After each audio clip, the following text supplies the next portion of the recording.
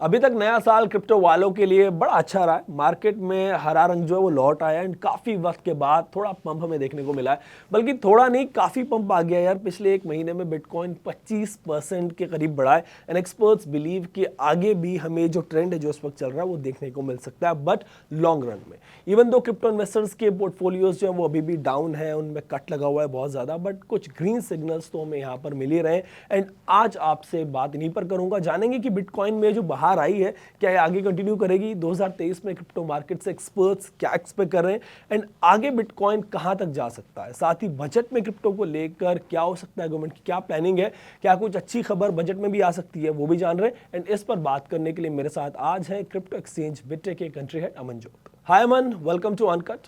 अमन, crypto market के लिए 2023 बड़ा इंपॉर्टेंट होने वाला है, ये हम सब जानते हैं। क्रिप्टो इन्वेस्टर्स भी इसको लेकर बड़े कंसर्न्ड है। एक डेढ़ साल से मार्केट का बुरा हाल था, ऐसे में 2023 में मार्केट से क्या एक्सपेक्टेशन है? हर कोई यही जानना चाहता है कि भाई 2023 आ गया है, 2023 कैसा होगा क्रिप्टो मार्केट के लिए। जो हुआ वो तो हमने देख लिया, बट आगे क्या दिख रहा है एंड कुछ क्या ग्रीन सिग्नल्स, कुछ अच्छे सिग्नल हमें आगे दिख रहे हैं? आई थिंक जो मार्केट में हुआ है वो पूरी मार्केट्स में ही हुआ है। अगर आप देखो स्टॉक मार्केट की तरह ही बिहेव करिए क्रिप्टो मार्केट भी। लिक्विडिटी खींची गई मार्केट में। जब कोविड आया था तो बहुत ज्यादा प्रिंटिंग हुई थी, सबको लोन्स दिए गए थे, लोन के इंटरेस्ट कम हो गए थे। यूएस में तो बेनिफिट्स भी दिए गए थे 1 से 2 हजार डॉलर के सबको, कि चलिए अगर आप काम नहीं कर रहे हैं, अगर आपके पास जॉब नहीं है तो हम आपको 2 हजार डॉलर देंगे, ठीक है। तो जब आपके पास ऐसे पैसा आता है और थोड़ा, इसको मैं बोलता हूँ फ्री मनी, क्योंकि फ्री में दिया गया है आपको, तो जब ऐसी चीजें होती हैं तो लोग ज्यादा चीजें खरीदते हैं। और जब ज्यादा चीजें खरीदते हैं तो डिमांड बढ़ती है, डिमांड बढ़ती है तो फिर प्राइस भी बढ़ती है। और दूसरा ये हुआ था कि सप्लाई शॉक भी लगा था, कि चीजें ही अवेलेबल नहीं हो रही थी। अगर आप देखें तो जब सप्लाई कम हो रही है, डिमांड बढ़ रही है, तो प्राइसेस बहुत शूट अप हो गए थे। इसकी वजह से इन्फ्लेशन आ गया। फिर जब इन्फ्लेशन आ गया तो गवर्नमेंट ने फिर इंटरेस्ट रेट बढ़ा दिए, रेपो रेट्स बढ़ा दिए जो हम बोलते हैं। तो रेपो रेट्स बढ़ाने की वजह से अब आप देखिए लोन के रेट्स कहाँ पहुंच गए हैं, फिक्स डिपॉजिट के रेट्स कहाँ पहुंच गए हैं। तो अभी कैपिटल और क्रंच रहा है मार्केट में पिछले, लेट्स से 6 या 8 महीने में। और जब कैपिटल क्रंच रहेगा तो एक हाई रिस्क इन्वेस्टमेंट जो कि क्रिप्टो है, आई वुड से, तो उसमें पैसा सबसे पहले निकलेगा और सबसे बाद में जाएगा। आप खुद को सेव करेंगे ना, मतलब सबसे पहले आप किस में पैसा डालेंगे? आप थोड़ा फिक्स डिपॉजिट करेंगे, फिर आप कहेंगे कि चलो म्यूचुअल फंड स्टॉक्स देखते हैं, फिर चलो फिर हम लास्ट में अगर कुछ बच गया तो हम क्रिप्टो में पैसा लगाएंगे, ठीक है। तो जब पैसा ही आपके पास कम हो गया तो आप क्रिप्टो तक पहुंचेंगे ही नहीं। आप पहले में आप अपने आप को सिक्योर होना चाहिए। तो जब एक्सेसिव पैसा था तो लोगों ने पैसे लगाए और उसकी वजह से हमने एक बुल रन देखा और एकदम से पीक हो गई थी मार्केट। बट जब पैसा खिंचा तो एकदम से खिंच गया, और जब खिंचता है तो बहुत नीचे जाती है मार्केट। और वो हमने देखा ही, और बिटकॉइन ऑलमोस्ट 14,000 15,000 डॉलर्स पे आ गया था।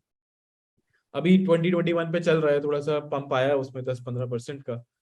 बट आई थिंक 2023 का फर्स्ट हाफ ऐसे ही रहने वाला है। 6 महीने में ऊपर नीचे हो सकता है कुछ भी, depending upon the policies.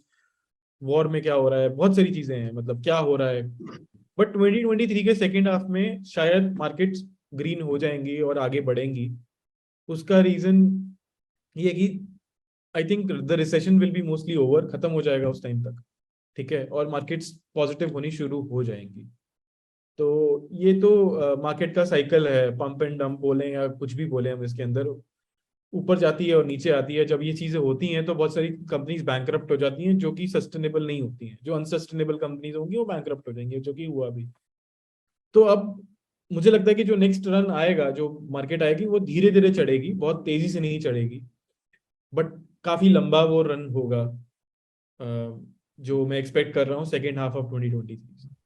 Fine Aman, I hope for the same. जैसे अभी आपने बिटकॉइन की बात की, सो पिछले एक महीने में एक अच्छा पंप आया बिटकॉइन में, हमने देखा है लोगों को थोड़ा सुकून भी मिला है उससे। सो ऐसे में कई यूजर्स का ये भी सवाल आता है, कई यूजर्स पूछते हैं कि भाई इस साल बिटकॉइन कहाँ तक जा सकता है। इवन दो ये कोई नहीं बता सकता, बट स्टिल आप इस क्वेश्चन को कैसे एड्रेस करेंगे? सी नंबर का तो किसी को कुछ नहीं पता होता, मतलब ये तो एक वो बोलते हैं बेवकूफी वाली बात लगती है कहीं नंबर देना कि ये होगा। कहीं पे भी जा सकता है, डिपेंडिंग अपॉन द मार्केट। मैं इतना बोल सकता हूँ कि शायद जितना पिछला मतलब था, अमाउंट नंबर था, उतना उतना शायद पहुंच सकता है या उससे थोड़ा कम रहेगा। तो मतलब आई वुड से कि शायद 50,000 डॉलर तक जा सकता है बिटकॉइन इस साल के एंड तक। तो बट किसी को कुछ नहीं पता है, उससे कम भी बहुत रह सकता है, उससे ज्यादा भी बहुत जा सकता है। सब मार्केट्स पे डिपेंडेंट है। बहुत फ्री फ्लोइंग मार्केट है। अगर बहुत स्ट्रिक्टनेस आ गई ग्लोबल लेवल पे because of let's say FTX crash हुआ तो यूएस बहुत कंसर्न्ड हो गई है। तो अगर ऐसा ही रहा तो स्लो ग्रोथ होगी। बट अगर लेट्स से कुछ मॉनेटरी पॉलिसी चेंज होती हैं जो कि शायद एक्सपेक्टेड भी है कि होंगी, तो फिर शायद $50,000 से ऊपर जा सकते। फाइन अमन, ऐसा हो तो मार्केट के लिए बड़ा बेहतर होगा, लोगों का जो ट्रस्ट है वो वापस लौट आएगा एंड जिनको बड़ा नुकसान हुआ है वो भी कुछ कम होगा। अमन, अब बात बजट की कर लेते हैं। आप खुद एक क्रिप्टो एक्सचेंज चलाते हैं, बजट आने वाला है, तो गवर्नमेंट से आपकी क्या एक्सपेक्टेशंस हैं? टैक्स TDS में कुछ कमी हमें आगे देखने को मिल सकती है क्या? आई थिंक सबसे बड़ी एक्सपेक्टेशन इंडस्ट्री की तो ये है कि जो TDS का नंबर है वो बहुत ज्यादा है ट्रेडिंग के पर्सपेक्टिव से। ट्रेडिंग के हिसाब से बहुत ज्यादा है। 1% अगर एक ट्रांजेक्शन पे चार्ज करते हैं तो अराउंड 60 ट्रांजेक्शन से 70 ट्रांजेक्शन के अंदर वो जो फंड है, ट्रेडिंग का फंड है, वो आधे से भी कम हो जाता है। ठीक है, तो वो ट्रेडिंग हो नहीं सकती उस स्टेज पे। तो वो जो TDS वाला नंबर है वो या तो 0.1% पे जाना चाहिए या 0.01% पे जाना चाहिए। आई थिंक TDS का मेन गोल जो होता है, मेन काम होता है TDS का, एक इंफॉर्मेशन जनरेट करना। व्हेन वी से TDS is tax deducted at source. तो उसका काम होता है ये बताना गवर्नमेंट को कि इस सोर्स से ये ट्रांजेक्शन हुई है और उसका 1% इतना है। तो गवर्नमेंट के पास ये इन्फॉर्मेशन पहुंच जाती है कि ये ट्रांजेक्शन हुई थी इस फाइनेंशियल ईयर में, वो 1% अगर इतना है, लेट्स से किसी ट्रांजेक्शन का 1% 1 रुपए है, तो वो ट्रांजेक्शन 100 रुपए की हो गई। ठीक है, तो पता लगे गवर्नमेंट को ये ट्रांजेक्शन हुई है। तो अगर हम उसको रिड्यूस कर देते हैं तो वो ईज हो जाती है, ट्रांजेक्शन्स करनी इजी हो जाती हैं। नंबर ऑफ ट्रांजेक्शन जैसे किसी ट्रेडर की ज्यादा होती है, वो दिन में ही कई लोग 20 30 40 ट्रांजेक्शन कर लेते हैं। तो अगर वो दिन में इतनी ट्रांजेक्शन कर रहे हैं तो पता नहीं साल में वो कितनी ट्रांजेक्शन करेंगे, और उनके फंड्स जो वो लेट्स से वो एक 100 रुपीज के साथ स्टार्ट करते हैं तो उनके फंड्स ही नहीं बचते हैं TDS पे करने पे। तो यही सबसे बड़ी रिक्वायरमेंट है कि लाइक TDS शुड बी 0.1 और 0.01% so that it does not hurt these people, these traders. दूसरी रिक्वायरमेंट है कि ऑफसेट हो लॉसेस का PDA के अंदर, जो कि पिछले साल मेंशन था। ये बहुत बड़ी चीज है क्योंकि अगर आप देखेंगे तो इसकी वजह से कई लोगों ने बिल्कुल ही ट्रेड करना बंद कर दिया। बिकॉज अगर मैंने बिटकॉइन पे 50% का प्रॉफिट बनाया और मैंने इथीरियम पे 50% का लॉस बनाया सेम अमाउंट पे, तो मुझको एक्चुअल में लॉस हुआ ओवरऑल, क्योंकि मैंने प्रॉफिट पे तो टैक्स दिया दिया बट मैंने अपने लॉस पे कोई टैक्स मेरे को रिबेट नहीं मिली। मैं अपने लॉसेस को अपने प्रॉफिट के साथ काउंटर नहीं कर पाया, तो इवेंचुअली मेरे को 20% का लॉस हो गया एक तरीके से। तो ये चीज हटनी जरूरी है अगर हमको बैलेंस लेके आना है ट्रांजेक्शन के अंदर और इंडस्ट्री को थोड़ा बैलेंस आउट करना है। अदरवाइज कोई ट्रांजेक्शन करेगा ही नहीं। अभी जनरली जो भी ट्रांजेक्शन हो रही हैं वो या तो लॉन्ग टर्म के हिसाब से हो रही है कि लोग खरीद रहे हैं और खरीद के रख रहे हैं कि चलो फ्यूचर में कभी कोई रेट बढ़ेगा तो they will sell it out. But अभी कोई ट्रांजेक्शन्स नहीं कर रहे हैं बिकॉज पहली बात मार्केट बहुत वोलेटाइल रही है पिछले 6 से 8 महीने में, और दूसरा रीजन ये है कि हमारी टैक्सेशन अब ऐसी हो गई है कि लॉसेस हो रहे हैं तो काफी ज्यादा लॉसेस हो रहे हैं लोग, देयर इज नो ऑफसेटिंग। तो ये ऑफसेट होना बहुत जरूरी है। तीसरी चीज which I think is expected but I think it will take time is a detailed crypto regulation bill।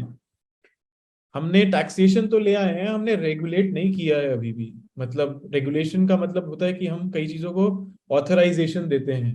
जैसे लिक्विड शॉप्स होती है उनको आप लाइसेंस इशू करते हैं, वैसे एक्सचेंजेस को लाइसेंसेस इशू करने चाहिए, और उस लाइसेंस में डिटेल्ड होना चाहिए कि इस ये एक्सचेंज ये सब चीजें खरीद बेच सकता है, ये सब सर्विसेज ऑफर कर सकता है, जो कि बाहर की कंट्रीज में होता है। अगर आप बाहर जाएंगे, एस्टोनिया जाएंगे तो दे एक लाइसेंस इशू करते हैं। मैंने पिछले अब कंपनी में लिक्टेनस्टाइन में काम किया था, स्विट्जरलैंड में काम किया था, तो वहां पर हमको 8 से 9 लाइसेंसेस मिले थे पूरा एक्सचेंज लॉन्च करने के लिए, जिसमें बहुत सारी चीजें थी कि हम बैंक के साथ काम कर सकते हैं नहीं कर सकते हैं, वो एक लाइसेंस था। कस्टमर की कीज को हम मैनेज कर सकते नहीं कर सकते, वो एक लाइसेंस था। फंड्स को मैनेज कर सकते नहीं कर सकते, वो एक लाइसेंस था। और भी बहुत सारे लाइसेंसेस हैं। तो ये काम हमको करना पड़ेगा अगर हमने इंडस्ट्री को रेगुलेट करना है प्रॉपर तरीके से। अमन, क्रिप्टो एक्सचेंजेस ने भी गवर्नमेंट को कुछ सजेशंस दिए थे बजट से रिलेटेड, जिसमें कहा था कि टैक्स कम किया जाए, TDS को पूरी तरह खत्म करने की बात भी की थी। सो क्या लगता है गवर्नमेंट इन सजेशंस को कंसिडर करेगी, इन सजेशंस को मानेगी, एंड कितना टैक्स जो है वो सही है क्रिप्टो पर अगर गवर्नमेंट अपने डिसीजन को रिव्यू करे तो? टैक्स 30% मुझे नहीं लगता गवर्नमेंट चेंज करेगी, मतलब एज फार एज मेरे को जो समझ में आता है। नंबर हाई है बट आई थिंक काफी कंट्रीज में 30% है अगर आप देखेंगे तो, ठीक है। अगर बट द पॉइंट इज कि हम क्या चाहते हैं, गवर्नमेंट चाहती क्या है, ठीक है। अगर गवर्नमेंट बहुत हाई टैक्सेस लगाएगी तो इंडस्ट्री तो किल हो जाएगी ना। तो अगर गवर्नमेंट टैक्सेस कम करेगी, जैसे लेट्स से दुबई ने कर रखा है, तो इंडस्ट्री आएगी, ज्यादा लोग काम करेंगे, कंफर्टेबल होंगे कंट्री में, ज्यादा चीजें होंगी, ज्यादा इनोवेशन होगा। तो कहने का मतलब है कि वो बॉडी ने सजेशन तो बहुत दिए थे but I think government, I don't think so कि वो 30% को चेंज करेगी। टीडीएस इज समथिंग कि शायद गवर्नमेंट चेंज कर सकती है, बिकॉज उनको रियलाइज होगा कि टीडीएस से बहुत ज्यादा ट्रांजेक्शन किल हो रही हैं। ऑफसेट तो बिल्कुल करना चाहिए, बहुत ही अनरीजनेबल वाली चीज लगती है कि आप प्रॉफिट बना रहे हो तो उस पर आप मेरे को टैक्स दे दो, बट आप लॉस बना रहे हो तो वो आपकी गलती है या वो आप रिस्पॉन्सिबल हो, तो वो गलत बात है। क्योंकि कहीं ना कहीं अगर हम किसी इंडस्ट्री में कुछ कंट्रीब्यूशन कर रहे हैं तो they should support, and if they're not supporting then they should not take out taxation on profits also। फिर आप छोड़ दो, आप फिर कैपिटल गेन्स भी क्यों ले रहे हो।